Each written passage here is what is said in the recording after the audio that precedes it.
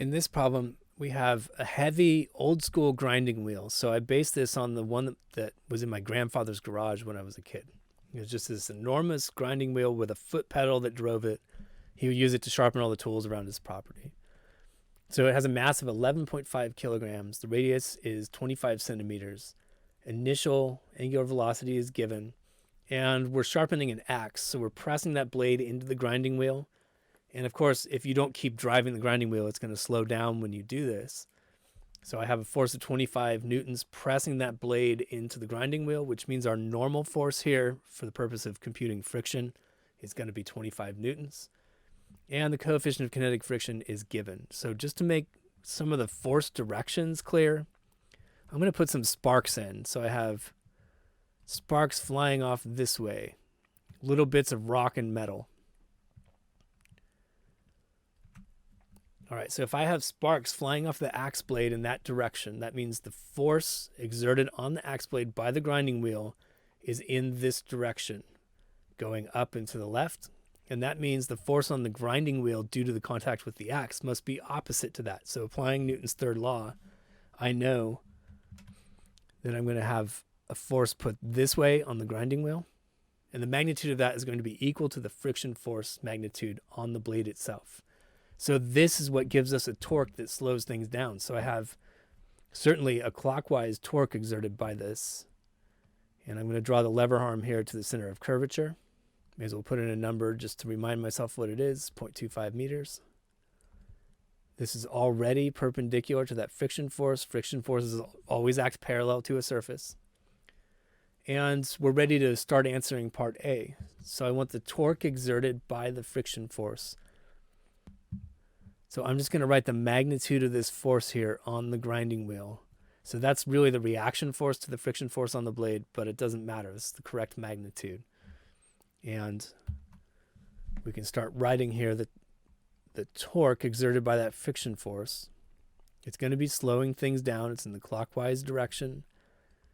It's going to be given by the magnitude of that force multiplied by the lever arm. So I'll just call that R for now. And I can plug in that friction force is going to be mu k times the normal force times the lever arm. So it looks like I was a big fan of 25 on this problem. I have 0.25 for the kinetic friction coefficient, 25 for the force, so my normal force, and then I have a lever arm of 0.25 meters. And when I compute that, it comes out to 1.56 Newton meters of torque. Now let's talk about signs. You're really free to choose the positive direction in any way that you want. And what I would ordinarily do in this problem is say the direction things are originally moving is what I'm going to call positive. And that means if this thing is slowing down, my angular acceleration is negative, and this torque, which is in the clockwise direction, is also in the negative direction. So I'm going to put a minus sign on that. Second, compute the angular acceleration of the disk. I'm going to use the rotational Newton's second law for that. Torque equals I alpha, but I have to find the moment of inertia of the disk first. That's a formula you look up. It comes from integral calculus. And I get 1/2 times the mass of the disk, which was 11.5 kilograms. And then the radius of the thing squared, so 0.25 meters all squared. And that comes out to 0.359 kilogram meters squared. Now I can get the angular acceleration. That's the torque divided by the moment of inertia. So negative 1.56 Newton meters divided by 0.359 kilogram meters squared. That gives me negative 4.34 radians per second squared. Part C, we want to know the angular speed after 3 seconds of grinding the axe. So we're not pumping any more energy into the wheel. We're just letting the axe slow the wheel down. So this is a kinematics problem, and I have omega equals omega naught plus alpha t.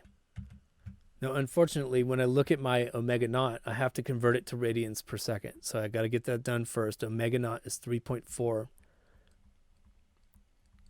rotations per second. I need radians per second. So there's 2 pi radians in 1 rotation. Cancel out units of rotations here, and I'm going to get 21.36 radians per second. So back to my kinematics formula. I have that my final angular speed is going to be 21.36 radians per second. Again, I called that the positive direction just arbitrarily, but I have to stick to it now. Then my alpha was negative because this thing is slowing down. So I have minus 4.34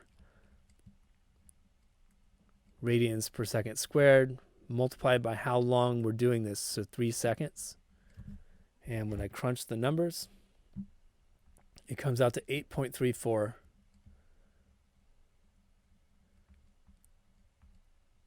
radians per second. Okay, part D, compute the number of turns in 3 seconds of grinding. So another kinematics question, and I'm going to use my first kinematics formula for this. And we don't lose any generality by just saying the initial angular position of the disk was 0. So I'm just going to cross out theta naught. And I get omega naught t, so that's 21.36 times 3 minus 1/2 4.34. So again, alpha was negative, and I plugged that in, times 3 squared. And this will give me the angle in radians covered during these 3 seconds of grinding. And I get 44.6 radians. Again, I've got to do a unit conversion here, so I have to multiply by 1 over 2 pi. So there's 2 pi radians for every 1 rotation. And I get 7.1 rotations